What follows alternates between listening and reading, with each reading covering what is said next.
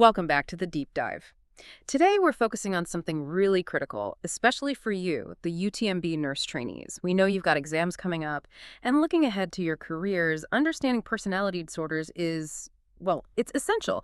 These conditions can be probably some of the most complex you'll deal with. They really are. And, these aren't typically things that just respond quickly to medication like some other conditions might. We're talking about deep-seated, enduring patterns, patterns of behavior, of relating to others. So the nursing approach needs to be incredibly specific, highly structured, and consistent. That's key. Our aim today is to build that solid foundation for you. We'll look at the criteria, how to tell the different disorders apart, and crucially, how that translates into actual nursing care, drawing directly from your source materials. Think of this as your scaffolding for understanding. Okay, let's unpack this. We all use the word personality casually, right? Huh. But clinically, it's got a very specific meaning. Where do we start? Right. So clinically, personality is, well, it's the sum total of your stable, predictable, emotional, and behavioral traits. It's what makes you uniquely you. It's how you consistently see the world, how you react, how you relate. The sources mentioned it comes from the Greek word persona, the mask actors wore. But really, it's everything behind the mask. Okay, so we all have personality traits, like being generally outgoing or maybe more reserved. What's the line? When does it cross over into being a personality disorder? That's the million-dollar question. Traits are just characteristics. Maybe you're a bit conscientious or a bit impulsive. That's normal. A personality disorder, though, that's when those patterns become enduring, inflexible, and really maladaptive. They deviate significantly from what your culture expects.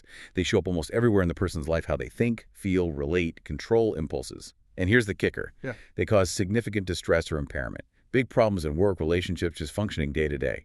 That inflexibility is really the danger zone. And this next point, I found this really striking in the material. It seems to underpin everything else we're going to talk about.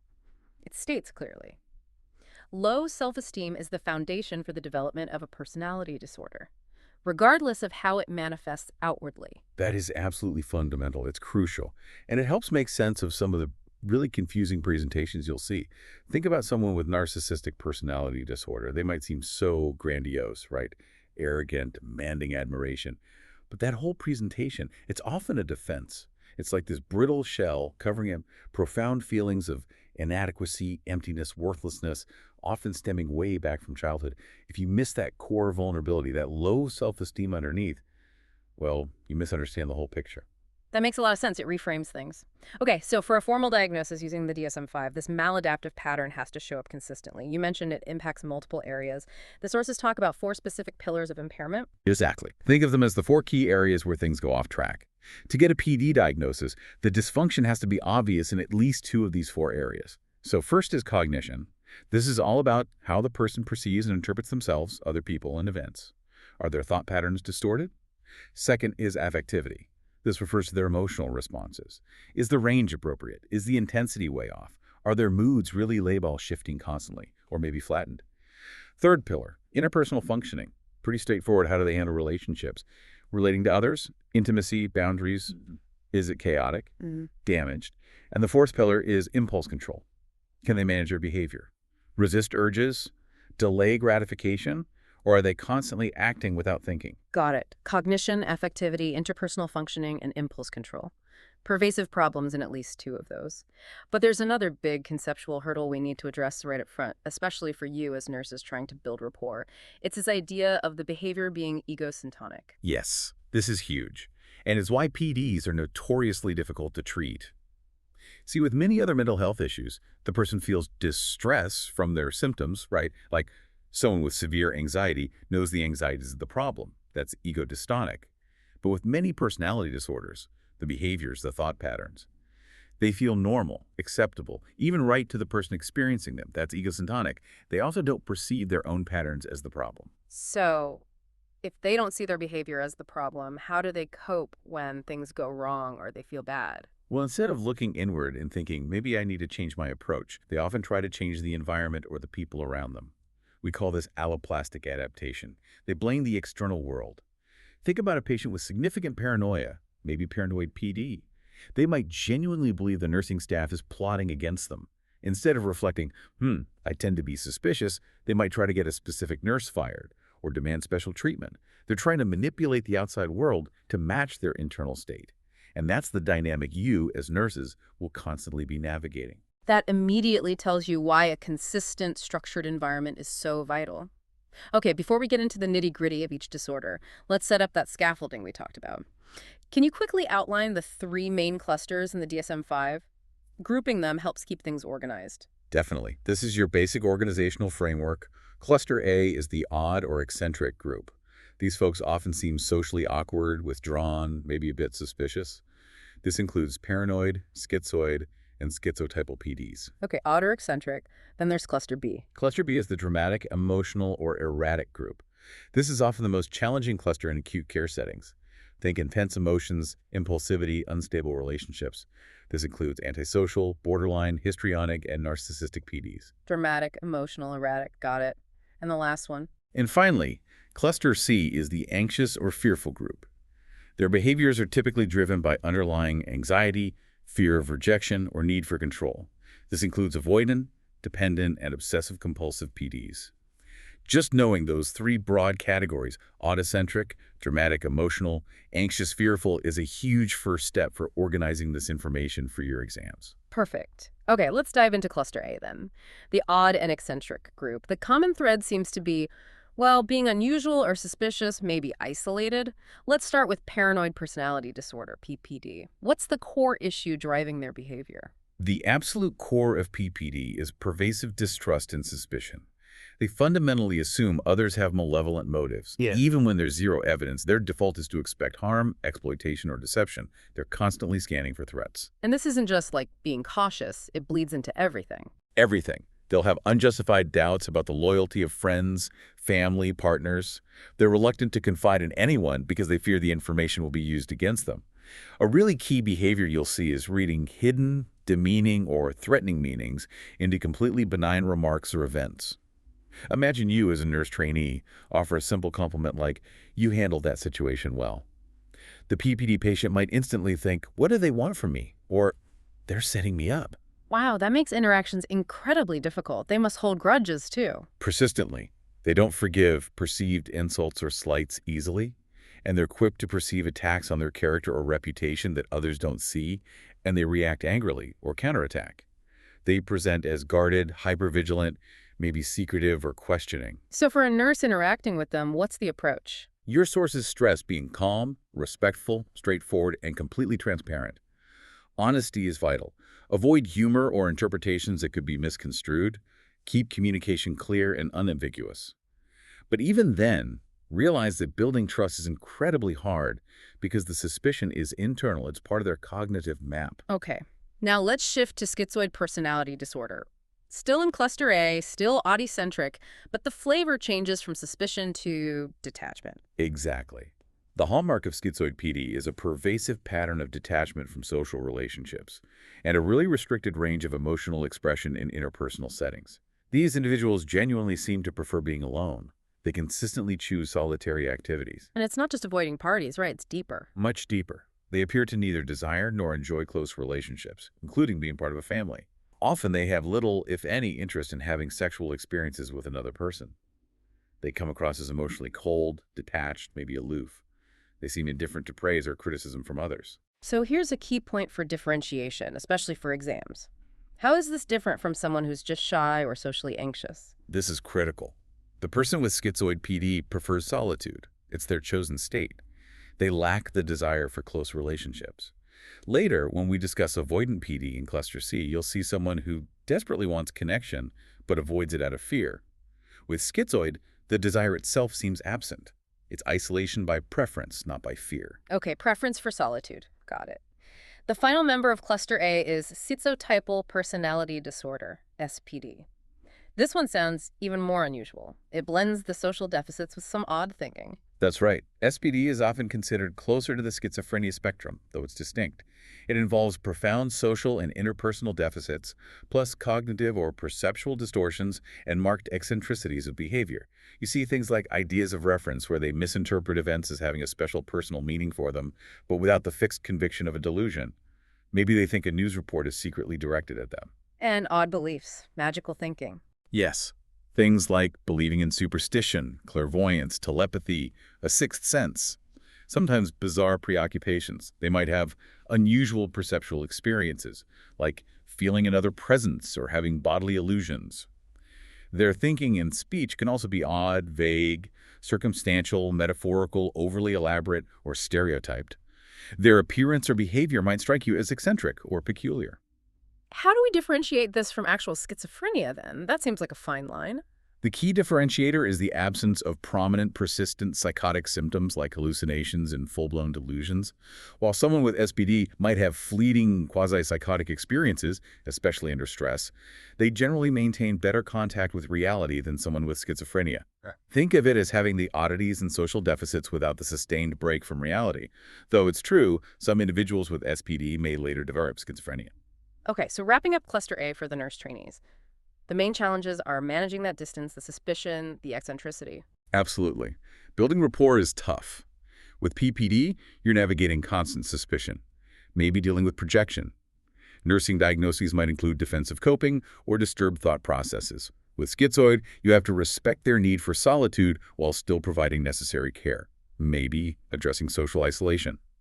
With schizotypal, you're managing the odd beliefs and potential for brief psychotic episodes under stress. Again, disturbed thought processes or impaired social interaction. And underlying all of these, remember that chronic low self-esteem is likely playing a role in their difficulties relating to the world. Your approach across Cluster A needs to be patient, structured, non-intrusive, and very clear. Okay, solid overview of Cluster A. Now let's brace ourselves and move into Cluster B, the dramatic, emotional, or erratic group. This is where, as you said, things often get most intense and challenging, especially in acute care. We really need to focus deeply on antisocial and borderline here. Agreed. Let's start with antisocial personality disorder, ASPD. The core feature here is a pervasive pattern of disregard for and violation of the rights of others. Critically, the diagnosis requires the individual to be at least 18 years old, but there must be evidence of conduct disorder symptoms starting before age 15. This pattern starts early. So it's fundamentally about their actions and how they impact others. What specific behaviors should nurses be looking out for? You'll often see a failure to conform to social norms regarding lawful behaviors. Repeated acts that are grounds for arrest. Deceitfulness is huge. Repeated lying, using aliases, conning others for personal profit or just for the fun of it. Impulsivity is another major feature, failure to plan ahead, acting on the spur of the moment without considering consequences. Irritability and aggressiveness are common, leading to physical fights or assaults. And a disregard for safety, not just others, but their own too. Absolutely. Yeah. Reckless disregard for the safety of self or others. Think dangerous driving, risky sexual behavior, substance abuse. There's also consistent irresponsibility. They might have trouble sustaining work, honoring financial obligations, being a reliable parent. But the part that always seems most disturbing and makes therapeutic work so hard is the lack of remorse, right? That's often the most chilling aspect. A profound lack of remorse. They might be indifferent to having hurt, mistreated, or stolen from someone, or they might rationalize it away, he deserved it, or losers get taken advantage of. They often use projection, blaming their victims or circumstances for their own actions. They see themselves as victims of an unfair world. The prevalence numbers are stark too. The sources mention over 70% prevalence in prison populations and among those with severe substance use disorders. Yes, it highlights the strong link between this pattern and significant societal conflict. Now, it's important for you as nurses to understand the slight difference between ASPD, the official DSM diagnosis, and the related concept of psychopathy. ASPD diagnosis is based more heavily on observable behaviors, the lying, the arrests, the aggression. Psychopathy delves more into underlying personality traits, things like superficial charm, manipulativeness, grandiosity, but also low fear, lack of empathy, callousness, emotional poverty. Not everyone with ASPD meets the criteria for psychopathy, maybe only about a third, but there's significant overlap. Psychopathy implies a deeper emotional deficit. And the roots of ASPD. Again, it seems to tie back strongly to early experiences. Very much so.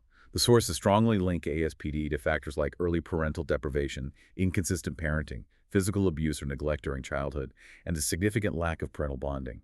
It's almost like the environment taught them that the world is hostile and survival depends on manipulation and disregard for others, a tragic outcome of early adversity. Okay, let's shift now to arguably the most frequently encountered PD in clinical settings, and one that causes immense distress: borderline personality disorder, BPD. Yes, BPD is characterized by this pervasive pattern of instability.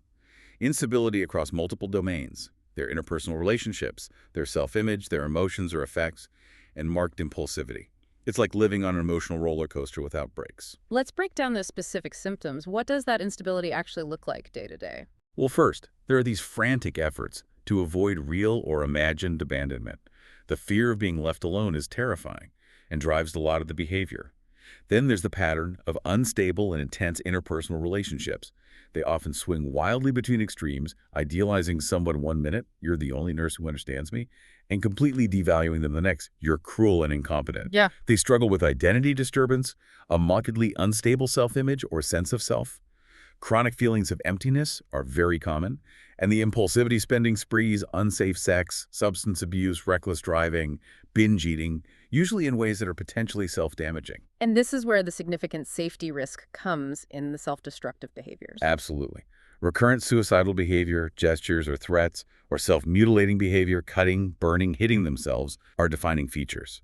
And you need to take this extremely seriously. The statistics are sobering. The sources state that about 10% of individuals diagnosed with BPD eventually die by suicide. It's a very high-risk group. Why the self-mutilation specifically? It seems so counterintuitive. It serves different complex functions for different people at different times. Sometimes, as the sources suggest, it can be a desperate, albeit maladaptive way to communicate unbearable emotional pain or to elicit a rescue response from others to prove they matter. Other times, particularly when they feel profoundly empty or dissociated, disconnected from reality, the physical pain can actually serve to ground them. It makes them feel real. They might say feeling intense physical pain is better than feeling nothing at all. That chaotic relationship pattern, swinging from idealization to devaluation, this connects to the defense mechanism of splitting, right? Which can cause chaos on a unit. Exactly. Splitting is a primitive ego defense. It's the inability to integrate the positive and negative qualities of oneself or others into a cohesive whole. Yeah. Because they lack what psychologists call object constancy, the ability to maintain a positive emotional connection to someone, even when you're angry, hurt, or frustrated with them. They see people, including staff, in black and white terms, all good or all bad. So the nurse who meets their needs right now is wonderful, perfect. The nurse who has to set a limit or say no is suddenly perceived as entirely evil, uncaring, punitive. And this is where the manipulation and staff conflict comes in, as they try to pit the good staff against the bad staff. This also fuels that pattern of clinging and distancing we see, doesn't it? Precisely. They desperately crave intimacy and connection, driven by that fear of abandonment. But paradoxically, they are also terrified of closeness because it feels threatening, potentially engulfing, or sets them up for inevitable abandonment later. So you see this push-pull dynamic. They might cling helplessly one moment, demanding constant attention, and then suddenly push people away with hostility, anger, or withdrawal, especially when they feel the relationship is getting too close for comfort. You mentioned the link to early childhood. The sources bring up Mahler's theory, specifically the rapprochement phase. Can you unpack that for our trainees? How does that developmental idea connect to BPD? Sure. Margaret Mahler's theory looks at how infants gradually separate from their primary caregiver and develop a sense of individual identity. The rapprochement subphase happens roughly between 16 to 24 months. Think of a toddler learning to walk. They venture away, explore, but then they look back or run back to check in with the parent, needing that emotional reassurance, Mahler called it emotional refueling, before they feel safe enough to explore again. So it's this back and forth between exploring independence and needing connection. Exactly. The child is becoming aware of being separate, but still heavily relies on the caregiver for security. Now imagine if the caregiver responds inconsistently during this critical phase.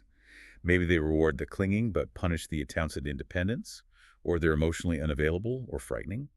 The theory suggests the child gets stuck, internalizing this intense conflict.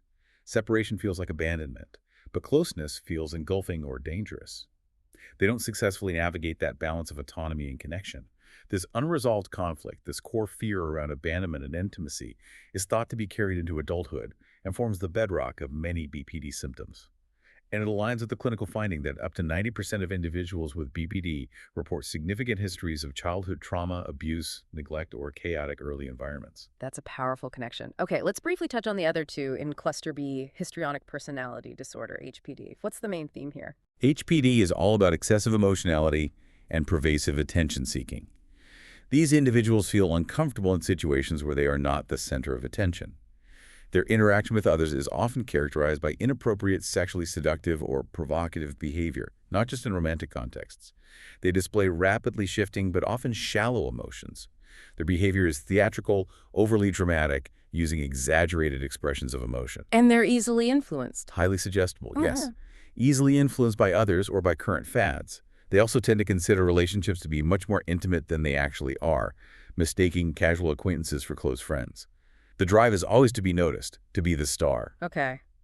And finally, in Cluster B, narcissistic personality disorder, NPD. We touched on this earlier with the low self-esteem concept. What are the defining features? The core hallmarks are grandiosity in fantasy or behavior, a profound need for admiration from others, and a marked lack of empathy. You see, this grandiose sense of self-importance, the exaggerated achievements and talents, expect to be recognized as superior without actually having the accomplishments to back it up. They're often preoccupied with fantasies of unlimited success, power, brilliance, beauty, or ideal love. They believe they are special and unique and should only associate with other high-status people. There's a strong sense of entitlement, unreasonable expectations of especially favorable treatment, or automatic compliance with their expectations. And they are often interpersonally exploitative, taking advantage of others to achieve their own ends. Arrogant, haughty behaviors are common. And we talked about how fragile that grandiosity can be. Extremely fragile. Beneath the surface confidence, their self-esteem is actually very vulnerable. They require constant admiration. If they face criticism, defeat, or even just don't get the positive feedback they expect, their mood can change dramatically. They might react with feelings of intense rage, shame, humiliation, or emptiness.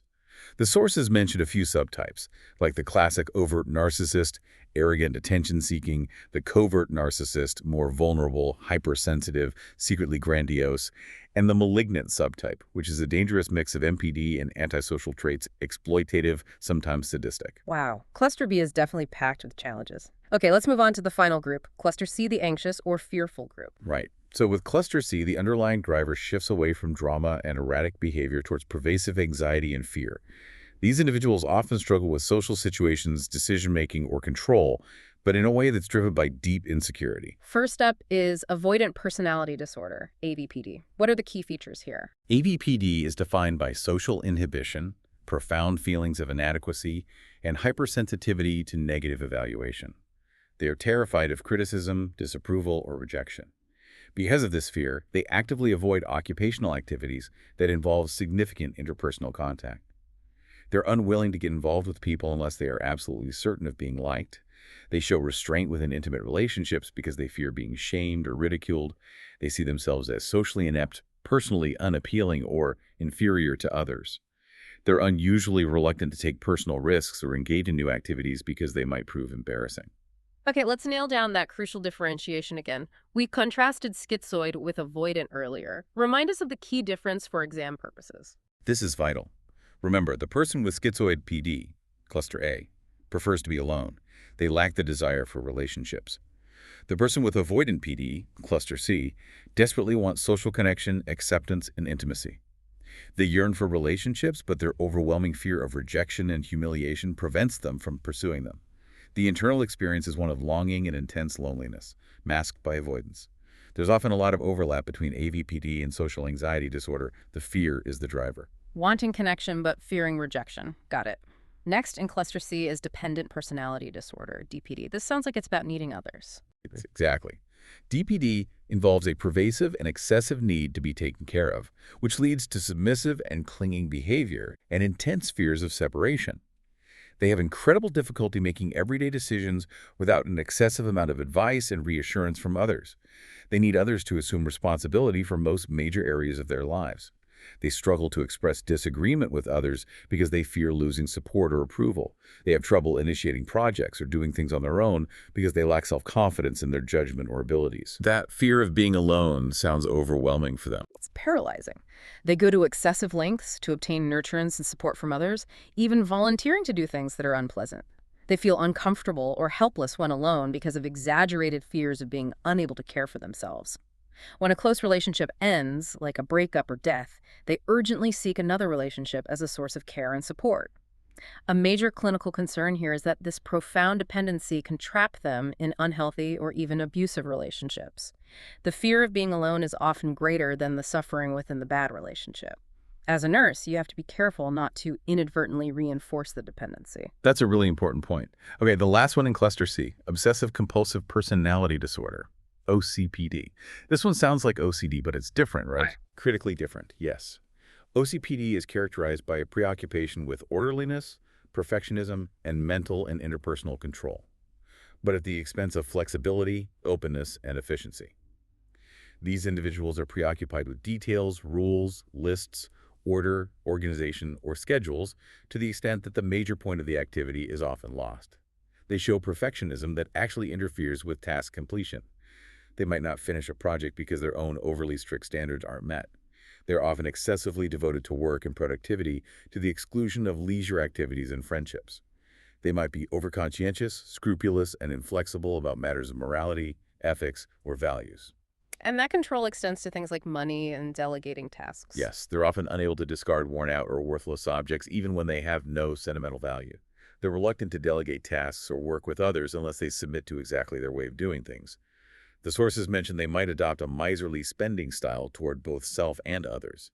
Money is viewed as something to be hoarded for future catastrophes. They're often rigid and stubborn. Okay, here's the absolute must-know differentiation for exams. OCPD versus OCD, obsessive compulsive disorder. What's the difference? This is crucial. OCD, the anxiety disorder, involves true obsessions, recurrent intrusive thoughts, urges, or images that cause distress, and/or compulsions, repetitive behaviors or mental acts the person feels driven to perform to reduce anxiety. People with OCD are typically distressed by their symptoms, ego dystonic. OCPD, the personality disorder, does not involve true obsessions or compulsions in that sense. It's about a pervasive pattern of perfectionism and control. And critically, OCPD traits are usually egocentric. The person often sees their rigidity, their perfectionism, their work ethic as positive and desirable traits, not as problems. They think others are too lax or inefficient. Also, an interesting note from the sources, OCPD is reportedly most common in firstborn or oldest children, perhaps suggesting it can be a learned response to early pressure or responsibility. Egocentric perfectionism versus ego-dystonic obsessions compulsions. That's the key.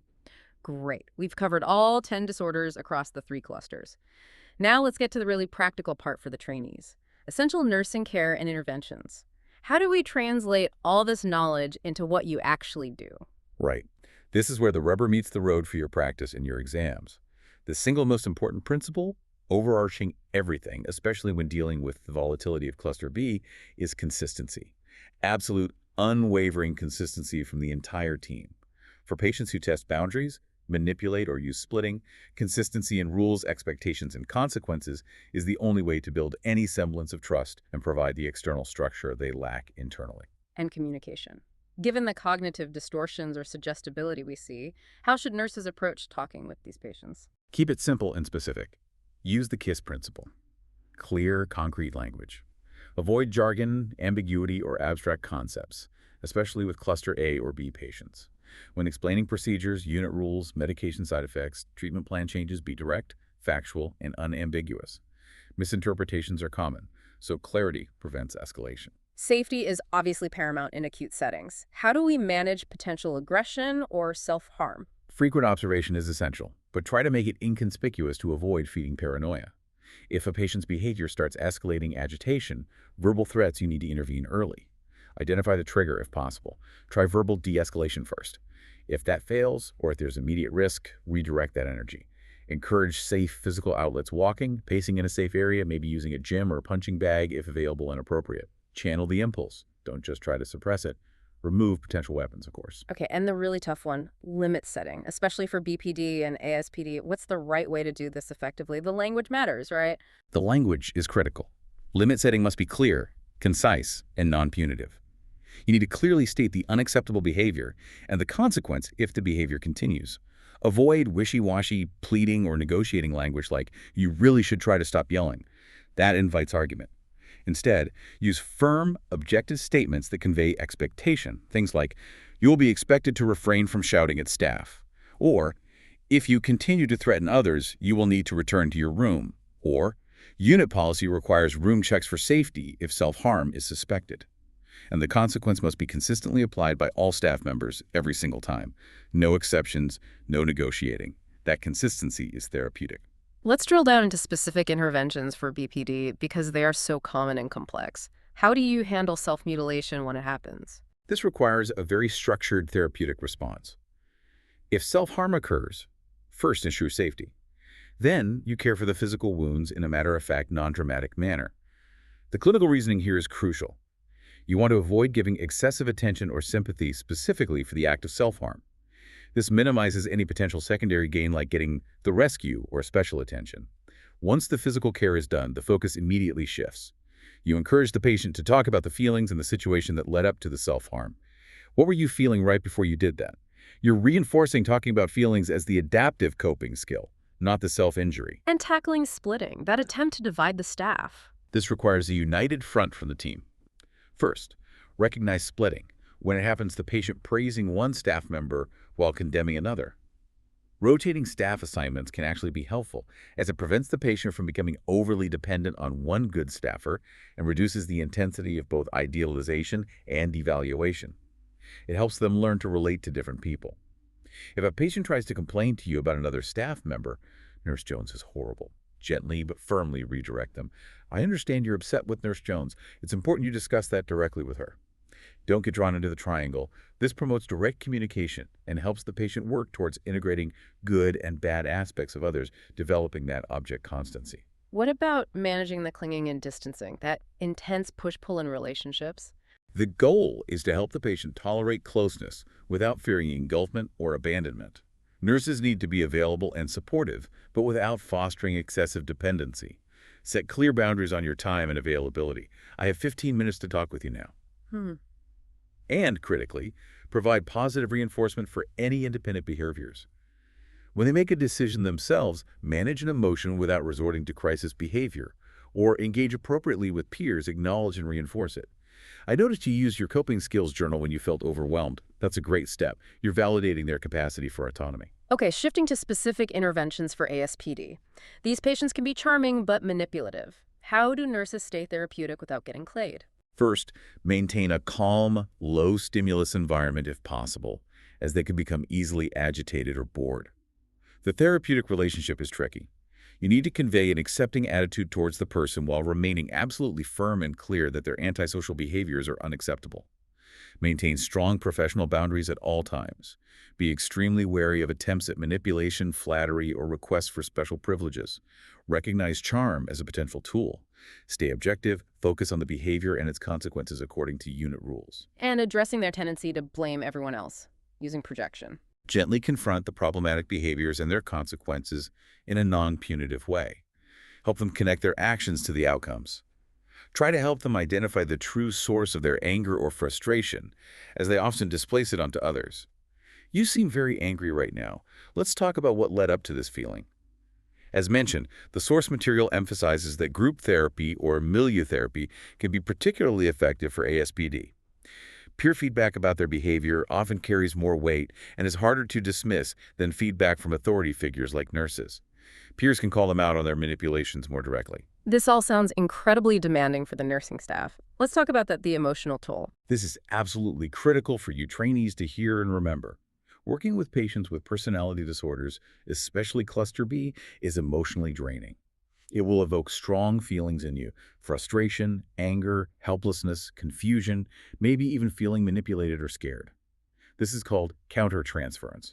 It is essential that you do not measure your professional competence or your self-esteem based on the patient's progress or ability to change. Change in PDs is slow, difficult, and sometimes minimal because the patterns are so deeply ingrained and often ego-syntonic. You need support. Regular debriefing with colleagues, supervision, team meetings to discuss challenging cases and maintain consistency.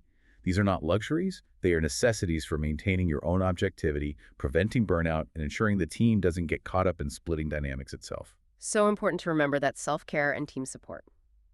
Okay, let's move into our final section, treatment modalities. What does the long-term picture look like? Given that these are enduring patterns, often starting in adolescence or early adulthood, treatment is definitely a long game. There are no quick fixes. The absolute cornerstone of treatment for personality disorders is psychotherapy. Usually long-term, intensive therapy focused on changing those maladaptive patterns of thinking, feeling, and behaving. And for BPD specifically, there's one therapy that stands out as the gold standard, right? Yes, dialectical behavior therapy, DBT, developed by Marshall Linehan specifically for BPD but now used more broadly, it directly targets the core issues, the emotional dysregulation, the self-harm, the chaotic relationships, the impulsivity. Dialectical refers to finding a balance between acceptance, accepting oneself in the current situation, and change, learning skills to make life better. DBT is quite structured, isn't it? It has specific components. Very structured. The goals are to help patients learn skills to manage intense emotions, reduce self-destructive behaviors, improve relationships, and build a life worth living. It typically involves 4 key modes of treatment working together. 1. Group skills training. This is like a class where patients learn specific skills in 4 modules. Mindfulness, being present. Distress tolerance, getting through crises without making things worse. Emotion regulation, understanding and changing emotions. And interpersonal effectiveness, getting needs met, maintaining relationships, self-respect. 2. Individual psychotherapy. This is where the patient works one-on-one with the therapist to apply the skills to their specific life problems and challenges. 3. Telephone coaching. This is a really unique part. Patients can call their therapist for brief coaching between sessions when they're struggling to use skills in a real-life crisis. It helps generalize skills and counters that fear of abandonment. And 4. Therapist consultation team. The DBT therapists meet regularly themselves to support each other, ensure treatment fidelity, and manage the burnout that can come with this demanding work. That sounds incredibly comprehensive. What about other therapies used for PDs? Cognitive behavioral therapy, CBT, is often adapted to help patients identify and challenge distorted thinking patterns common in various PDs. Milieu therapy, using the therapeutic community environment itself as treatment, and group therapy are valuable, as we discussed, especially for ASPD where peer feedback is key, and also for AVPD to practice social skills in a safe setting. There are also more psychodynamic approaches, like mentalization-based treatment, MBT, which focuses on helping patients better understand their own and others' mental states, thoughts, feelings, and tensions, which is often impaired in PDs like BPD. Okay, and where do medications fit in? If these are learned patterns, what role does pharmacology play? This is a crucial point. Medications are adjunctive only. They are not a primary treatment for the personality disorder itself, because PDs are generally understood as arising from developmental and psychosocial factors, not primarily from a specific neurotransmitter imbalance like, say, major depression might be. So meds are used to target specific symptoms or co-occurring conditions that make functioning or therapy difficult. Things like intense anxiety, depression, mood swings, impulsivity, aggression, or brief psychotic symptoms. The goal is to reduce the symptom severity enough so the patient can engage more effectively in psychotherapy. Can you give some examples of how meds might be used symptomatically? Sure. For someone with schizotypal PD experiencing perceptual distortions or paranoia, a low-dose antipsychotic might help reduce those symptoms. For the intense mood swings and emotional dysregulation in BTD, SSRI antidepressants are sometimes used off-label, or mood stabilizers like certain anticonvulsants might be tried. For significant aggression or impulsivity, particularly in ASPD or sometimes BPD, anticonvulsants or sometimes antipsychotics might be considered to help manage those behaviors. And there's one critical safety warning about medications, especially regarding BPD, that trainees absolutely need to know. Yes, this is non-negotiable knowledge for your exams and practice. Benzodiazepines should generally be avoided in patients with borderline personality disorder. While they work well for short-term anxiety in many people, in individuals with BPD, benzos carry a significant risk of increasing behavioral disinhibition. This means they can actually worsen impulsivity, lead to more intense emotional outbursts, and paradoxically increase the risk of self-harm or suicidal behaviors. It's a serious risk. Non-pharmacological strategies for managing anxiety are strongly preferred in this population. Avoid benzos in BPD. Got it loud and clear. Okay, this has been incredibly thorough, a real deep dive into a complex topic. Let's try to quickly recap the main takeaways for everyone listening. Absolutely. Remember the 3 clusters. A, oddness-centric paranoid, schizoid, schizotypal. B, dramatic, emotional, erratic, antisocial, borderline, histrionic, narcissistic. And C, anxious, fearful, avoidant, dependent, OCPD. Recall the 4 pillars of impairment: cognition, affectivity, interpersonal functioning, impulse control, problems in at least 2. And remember that underlying foundation: chronic low self-esteem, even when masked by grandiosity or anger. And nail those key differentiations. Schizoid prefers isolation. Avoidant fears rejection despite wanting connection. OCPD is egocentric perfectionism. OCD involves ego-dystonic obsessions compulsions. And crucially for your practice, consistency in care is paramount. Use clear, simple communication. Set firm limits using objective language you will be expected to. Respond to self-harm matter-of-factly, then focus on feelings. Manage splitting with staff unity and rotation. Reinforce independence, independent patients, and support each other as a team. Countertransference is real. We've talked a lot about how these patterns are often egocentric, how the individual doesn't see their behavior as the problem, making treatment incredibly challenging. But we also noted the extremely high rates of childhood trauma and adversity linked to disorders like BPD and ASPD. So here's a final thought for you to take into your clinical rotations. How might your approach change? How might the potential for engagement shift if you consciously try to view every patient interaction, even the most frustrating or manipulative ones, through the lens of trauma-informed care? Recognizing that the difficult behaviors might be deeply ingrained survival strategies learned in response to overwhelming past experiences. Even if a full cure isn't realistic, could this perspective foster more effective collaboration? Reflect on that difference. Treating a disease versus supporting someone navigating an enduring pattern shaped by profound adversity. We hope this deep dive helps you excel in your studies and provides a strong foundation for your future practice.